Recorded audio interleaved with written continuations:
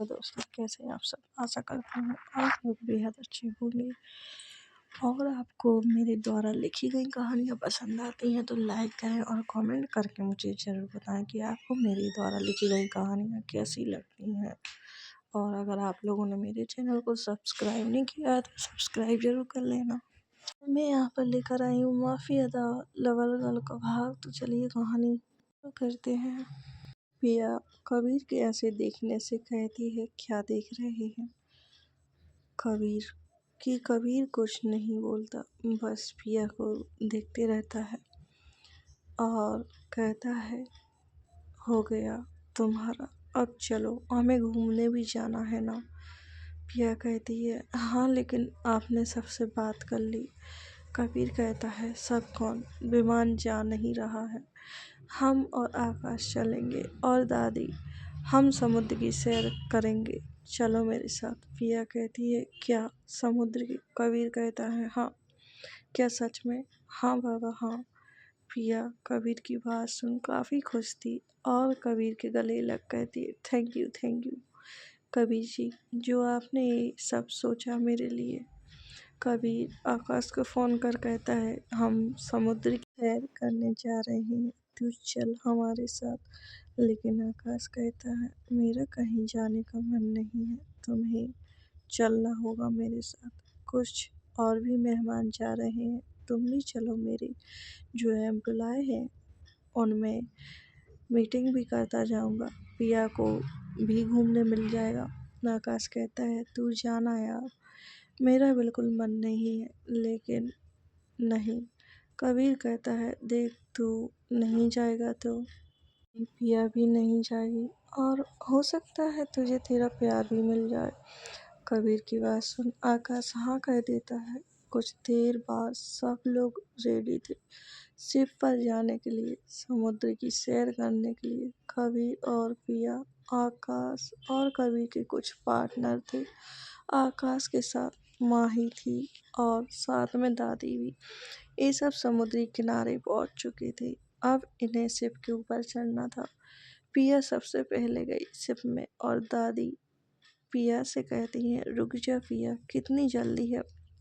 भाई आकाश का मुंह उतरा हुआ था। शिवी की याद में उसके चेहरे की दाढ़ी बड़ी हो चुकी थी। उसके चेहरे का तो नक्शा ही बदल गया था। आकाश इस वक्त शांत था। ये वो आकाश नहीं था जो हर वक्त हंसा करता था। उसके चेहरे के भाव साफ देखे जा सकते थे कि आकाश किस हद तक टूटा हुआ है। कबीर आकाश को ऐसे देख उदास था, लेकिन पिया को खुश देख वो बहुत खुश था। पिया अपनी टिमटिमाती हुई नजरों से पूरे चारों तरफ देख रही थी और साथ में उन दो लोगों को भी जिनकी आंखें इस वक्त पिया पर और सब पर थी। जब पिया उनकी नजरें अपने ऊपर पाती है तो कबीर के पास जाकर कहती है, देखिए ना कबीर जी, ये लोग मुझे कैसे देख रहे हैं। कबीर उन दोनों लोगों को घूर आंखें नीचे करने का इशारा करता है। वहीं पिया से कहता है, डॉल, वो लोग मेरे एम्प्लॉय हैं, मुझे उनसे अर्जेंट ही अपने काम का डिस्कशन करना था, इसलिए उन्हें लाया, नहीं तो मैं उन्हें कभी नहीं लाता। ये सुन पिया कहती है, ठीक है, आप करिए अपना काम, मैं तो एंजॉय करती हूँ। दादी दादी देखो ना कितना अच्छा लग रहा है। माही दी, आप भी शांत हैं क्या? कोई खुश नहीं है, आकाश भैया खुश नहीं है, इसलिए आप लोग उदास हैं ना। लेकिन देखिएगा आकाश भैया जल्दी ही खुश होंगे, क्योंकि उन्हें भी जल्दी कोई प्यार करने वाला मिल ही जाएगा। कबीर अपने काम में बिजी था, वहीं पिया और बाकी सब मस्ती कर रहे थे सिवाय आकाश के। तभी वहाँ दूसरी शिप आती है। वहाँ और भी शिप थी जिसमें कुछ कबीर के गार्ड थे तो कुछ कबीर के दुश्मन ने शिप को घेर लिया था। लेकिन कबीर को खतरे की घंटी महसूस हुई तो उसने दादी पिया माही को अंडरग्राउंड कर दिया था। कबीर और आकाश के बॉडीगार्ड पहले ही अलर्ट थे। वो लगातार सिचुएशन को कंट्रोल करने की कोशिश में लगे थे, लेकिन दुश्मनों की फौज हद से ज्यादा थी। लेकिन एक जगह शिवी भी थी। शिवी एक कोने में छिपकर खड़ी हुई थी जहाँ किसी की भी नजर जाना मुमकिन नहीं था। उसके हाथ में राइफल थी और उस पर हाथ कसे हुए थे, आंखें सर्द लाल और चेहरा एकदम कठोर। वहीं आकाश तो सुन सा बैठा हुआ था, उसे तो कोई होश ही नहीं था। लेकिन कबीर उसके पास जाकर जोर से चिल्लाता है, आकाश, अपने गम में बाद में डूब लेना, पहले अपनी बहनों को बचाओ। उठो आकाश, देखो चारों तरफ दुश्मन है हमारे। ये सुन आकाश अपनी नजर चारों तरफ घुमाकर देखता है तो जल्दी उठ खड़ा होकर कबीर के आगे खड़ा हो जाता है, उसकी छाया बनकर। अगर गोली आए भी तो उसे लगे। वहीं कबीर ये देख कहता है, आकाश ये क्या कर रहा है तू? आकाश कहता है, देख मेरा प्यार नहीं, मैं भी नहीं, लेकिन तेरे पास अभी सब कुछ है, इसलिए तेरा रहना जरूरी है। वहीं कबीर कुछ ऐसा करता है कि एक ही झटके में अपने निशाने से शिव के पास जितने भी लोग थे सबको ढेर कर दिया था। कबीर ने एक इशारा किया और उन गार्ड ने कुछ ऐसे हथियार निकाले कि दुश्मनों का खात्मा हो गया और अगले ही पल वो लाश में तब्दील हो गए। पर उनमें से कुछ लोग शिव के ऊपर आ गए, लेकिन कबीर ने उनकी दोनों हाथों को जख्मी कर दिया से उनके दोनों हाथ अब किसी काम के नहीं रहे। कबीर को देख उसकी चीख भी निकल रही थी। उसने अपने कदम पीछे बढ़ाए और पानी में कूदने को हुआ कि कबीर ने उसके दोनों पैरों पर शूट कर दिया, जिससे वह जहाँ था वहीं गिर गया। कबीर ने अपनी राइफल को कंधे पर टिकाया और ब्लैक एक्सप्रेशन के साथ उसकी तरफ बढ़ा और खौफनाक लहजे में बोला, बहुत दिन बाद मिले हो तुम। उस शख्स ने कबीर के पैर पकड़ लिए और जोर जोर से रोते रोते हुए गिड़गिड़ाता हुआ बोला, मुझे छोड़ दो। लेकिन कबीर को कहाँ फर्क पड़ता है, वो कहता है, कबीर किसी को नहीं छोड़ता। ये तुम्हारी गलती है कि तुम यहाँ आए। उसने अपनी गर्दन हल्की टेढ़ी की और अगले ही पल उसके बाल पकड़ घसीटते हुए ले जाने लगा। आकाश ने अपने कई लोग खोए, लेकिन अपनों को उन दोनों ने बचा लिया था। कबीर के सामने जो भी आया उसने उन्हें एक ही हैंड शॉट में नर्क के द्वार पर पहुंचा दिया और अपने बॉस की हालत देख जितने भी दुश्मन थे सबने अपने हाथ खड़े कर दिए। वहीं कूदकर दूसरी तरफ से शिवी आ पहुंची। शिवी को अपना दुश्मन समझ कबीर का गार्ड उसके ऊपर गोली तान देता है और एक गोली निकल शिवी के सीधे हाथ तरफ लगती है, लेकिन शिवी ने कबीर के हाथों लगे उस दुश्मन को शिवी ने अपनी गोलियों से भून डाला। ए देख, आकाश और कबीर अपने गार्ड को कहते हैं, स्टॉप, डोंट शूट। लेकिन इससे पहले कबीर आगे बढ़ता और आकाश शिवी समंदर में छलांग लगा। जिस शिप में वो थी उसी बोर्ड को लेकर भागने लगी। ये देख आकाश भी 100 की स्पीड से शिवी की शिप की तरफ बढ़ने लगा। लेकिन जैसे ही वो कूदा, आधी शिप और आधा समुद्र दोनों के बीच में था। ये देखकर शिवी कहती है, तुम क्यों आए हो? आकाश, तुम डूब जाओगे, छोड़ दो मेरी बोर्ड को। लेकिन आकाश उसकी एक सुनने को राजी नहीं था। उसने अपनी जान लगा दी बोर्ड में चढ़ने के लिए। शिवी से भी बर्दाश्त नहीं होता और वो अपना हाथ बढ़ा देती है आकाश को पकड़ने के लिए और कबीर की जहाज शिवी की तरफ बढ़ा दी जाती है। लेकिन आकाश कहता है, भाई तू मेरी चिंता मत कर, तू एंजॉय कर अपनी पिया के साथ। मुझे मेरी मंजिल मिल गई है, बहुत जल्दी आऊँगा मैं, टेंशन मत करना। कबीर अपनी फीकी मुस्कान के साथ मुस्कुरा देता है। शिवी के पास बैठा हुआ था, लेकिन शिवी वहीं अपने बाली रूप में। आखिर तुमने क्यों मारा उसे? और तुम्हें गोली भी लगी है। गोली लगने की वजह से शिवी पर बेहोशी छा रही थी, लेकिन आकाश उससे बात कर रहा था। लेकिन शिवी की आंखें हल्की हल्की बुझाई सी होने लगी और ये देख आकाश कहता है, शिवी तुम्हारी कंडीशन ठीक नहीं लग रही है, हाथों में तुम्हारी हेल्प कर देता हूँ। लेकिन शिवी अड़ियल नहीं मानती और बोर्ड चलाती रहती है। अब वो बेहोश होने के कगार पर थी। एक टापू आ गया था, लेकिन वहां पहुंचने से पहले ही शिवी बेहोश हो गई और वो पानी में गिर गई। ये देख आकाश भी पानी में कूद जाता है और उसे निकाल लेता है। वो बहुत कोशिश करता है शिवी को होश में लाने के लिए, लेकिन शिवी होश में नहीं आ रही थी क्योंकि उसकी बेहोशी की वजह वो गोली थी जिसमें बारूद भरा हुआ था, जो धीरे धीरे जहर का काम कर रहा था। आकाश को कुछ समझ नहीं आ रहा था। वो कहता है, ये लड़की अपनी घर में खुद की जान तो लेगी ही, साथ में मेरी भी ले लेगी। मुझे समझ नहीं आता क्या जरूरत थी इसे वहां आने की। ओ गॉड, मैं क्या करूं? कबीर को भी मैंने मना कर दिया। मुझे समझ नहीं आता कौन से इश्क का भूत सवार था जो उसे मना कर दिया। वो लोग होते तो शिवी को डॉक्टर के ले जाते। आकाश के पास हथियारों का बैग था। जब वो उन गुंडों से लड़ रहा था तब उसने अपने कंधों पर एक बैग टांग रखा था जिसमें बहुत से हथियार थे। आकाश वो बैग निकाल उसमें कुछ ढूंढ रहा था, लेकिन उसे एक चाकू मिल गया और ये देखकर वो खुश हुआ और दुखी भी, क्योंकि उसे अपनी प्यारी सी जान के हाथ से गोली जो निकालनी थी। आकाश शिवी को उठा अपने कंधों पर टांग लेता है और कहता है, चल अब सर छिपाने के लिए जगह देखनी होगी, साथ में मेरी जान का ख्याल भी तो रखना है। वही पिया मासूम सी थी और वो सब शिप के अंदर मौजूद थे। कबीर नीचे जाते हुए सबको देखता है और कहता है, क्या हुआ? आप लोग ऐसे क्यों बैठे हुए हैं? पिया दौड़ कर कबीर के पास आकर उसे गले लगा लेती है और कहती है, आप ठीक तो हैं? मुझे कितना डर लग रहा था पता है? कैसे कैसे ख्याल आ रहे थे मेरे दिमाग में। कबीर कहता है, अब ये आखिरी बार था। हमारे जितने भी दुश्मन थे सब खत्म हो चुके हैं।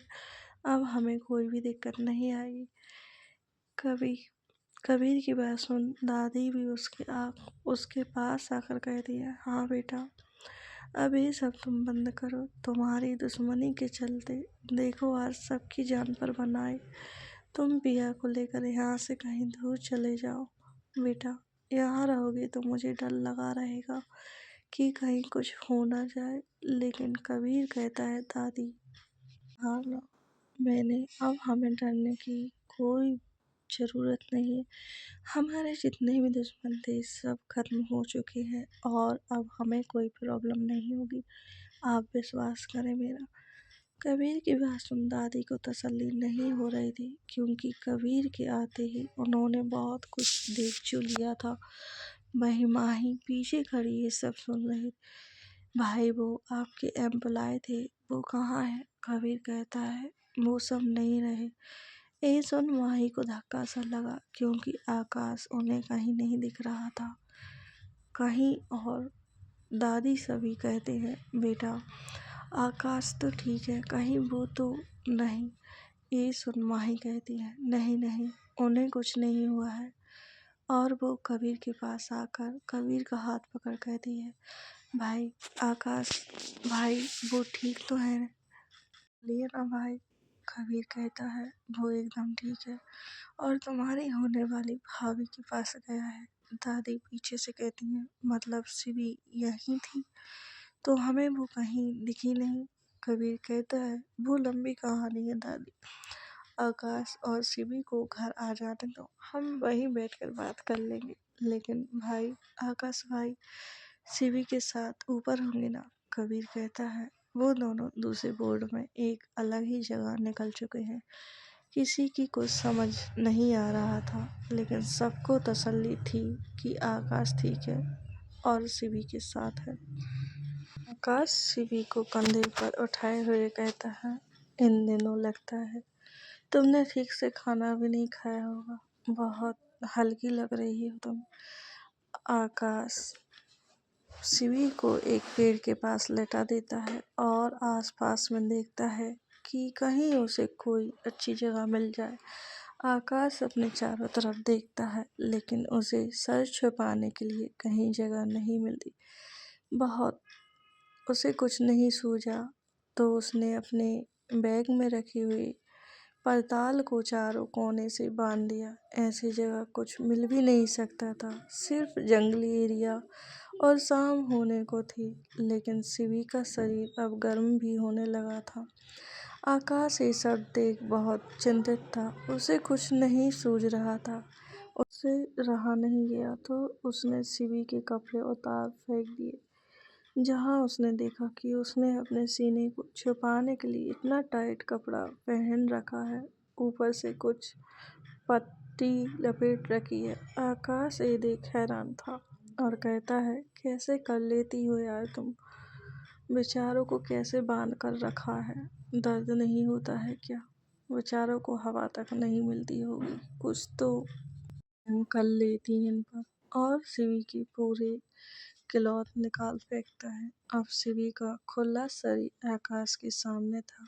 ये देख आकाश ने कितने अरमान मारे होंगे जो उसके अंदर इतने दिनों से दबे हुए थे। लेकिन उसने अपनी नज़र वहां से हटाई और अपना चाकू जमीन पर रखे पत्थर पर घिटने लगा ताकि वो उस चाकू को गर्म कर सके। उसने उस चाकू को तब तक घिटा जब तक वो गर्म नहीं हो गया, और कुछ देर मेहनत करने के बाद वो चाकू गर्म हो गया और आकाश ने शिवी की बाँह पकड़कर उस जगह चाकू रख और उस गोली को उसने पूरे जोर से निकाल दिया। इससे शिवी की आह बेहोशी में ही निकली और आकाश ने शिवी की तरफ देखा जहाँ शिवी बेहोशी पड़ी हुई थी। इतना करने के बाद आकाश ने कुछ पत्तियों को पीसकर शिवी के हाथ पर लगा दिया ताकि शिवी का खून न बहे। और फिर आकाश ने शिवी को अपने कंधों पर टांग उसे वहां ले गया जहाँ उसने वो बांध बांधा था और शिवी को वहां लेटा देता है। लेकिन शिवी का बदन उसे बार बार अपनी तरफ आकर्षित कर रहा था, लेकिन वो चाहकर भी उसके करीब जाकर नहीं जा रहा था। वहीं आकाश उसके पास में लेट गया और शिवी को अपनी प्यासी नजरों से देखता रहा। उससे रहा नहीं गया तो उसने अपना हाथ शिवी के चेहरे पर रखा। तुम्हें पता है, तुमसे बहुत प्यार करता हूँ। तुम्हारे बिना मेरी क्या जिंदगी हो गई थी। मैं ही जानता हूँ तुम अब कहीं नहीं जाओगी। तुम जिसे मारने को कहोगी मैं उसे मारूंगा, लेकिन तुम कहीं मत जाना। मैं जिंदगी और मौत के बीच जी रहा था। कुछ देर बाद आकाश अपनी शर्ट उतार देता है और शिवी को पहना देता है, क्योंकि शिवी को कहाँ तक ऐसे रख पाता। कुछ देर बाद कबीर का शिप भी वहां पहुंच जाता है जहां शिवी का बोट रुका हुआ था। देखकर कबीर को अंदाजा हो गया था आकाश और शिवी इसी टापू पर होंगे। कबीर सब लोगों से कहता है, तुम लोग शिप के अंदर ही रहना, अगर जंगल में कुछ भी खतरा हुआ तो। ये देख पिया कहती है, नहीं आप कहीं नहीं जाएंगे, मुझे बहुत डर लगता है, मैं भी आपके साथ चलूंगी। लेकिन कबीर मना करता है। पिया फिर भी जिद करती है, नहीं कबीर जी, मुझे चलना है आपके साथ। मैं कबीर कहता है, डॉल तुम समझती क्यों नहीं हो, मैं उन दोनों को लेकर आ जाऊंगा। उन दोनों को लड़ाई करने का एक्सपीरियंस है और तुम वहाँ कहीं कुछ जंगली जानवर आ गए तो हम तीनों संभल कर आ जाएंगे, लेकिन तुमको मैं कैसे संभाल पाऊंगा। कबीर की बात सुन पिया अपनी टिमटिमाती आंखों से कहती है, लेकिन मुझे चलना है आपके साथ कबीर जी, मुझे सब कुछ देखना है, वहाँ का नज़ारा, वहाँ का जंगल, मुझे आपके साथ सब कुछ देखना है। लेकिन कबीर पिया को बहुत प्यार से समझा रहा था। माही तो चुपचाप बैठी हुई थी, क्योंकि वो जानती थी कबीर भाई सही कह रहे हैं और वो पिया से कुछ भी कहेगी, पिया को उसकी बात सुननी नहीं है। उसने भी बहुत बार बोला, लेकिन उसने ये कहकर टाल दिया कि उसे भी कबीर जी की बहुत फिक्र है, इसलिए वो भी उसके साथ जाएगी। लेकिन उसके दिमाग में तो खुराकत हो रही थी जंगली जानवर को देखने की। लेकिन कभी इस बार पिया को जोर से चिल्ला देता, मैंने कहा ना नहीं, हर बात को जिद में तब्दील मत किया करो, तुम्हें समझ नहीं आता। मैं वहाँ मजा करने के लिए नहीं जा रहा हूँ, तुम्हारी तरह सब समझता हूँ, समझी। मुझे उन दोनों को बचाना है, और अगर तुम्हें मेरी जरा सी भी फिक्र है तो प्लीज चुपचाप करके ही बैठ जाओ। दादी अपने राम नाम में मस्त थी, दोनों की बात और लड़ाई सुन रही थी, लेकिन वो बीच में नहीं बोली क्योंकि उनका पूजा का टाइम था, जिसे कहते हैं मंत्र जाप। पिया कहती है, मुझसे जीत नहीं पाती तो आके दिखाने लगते हैं, मुझे बस चलना है चलना है। कबीर ने पिया की हर जिद पूरी कर उसे काफी मूड पर बैठा लिया था। इतना कहने के बाद भी पिया जिद पर अड़ी हुई थी। कबीर को इस वक्त गुस्सा हो गया था क्योंकि पिया जो भी कहती कबीर चुपचाप कर रहा था।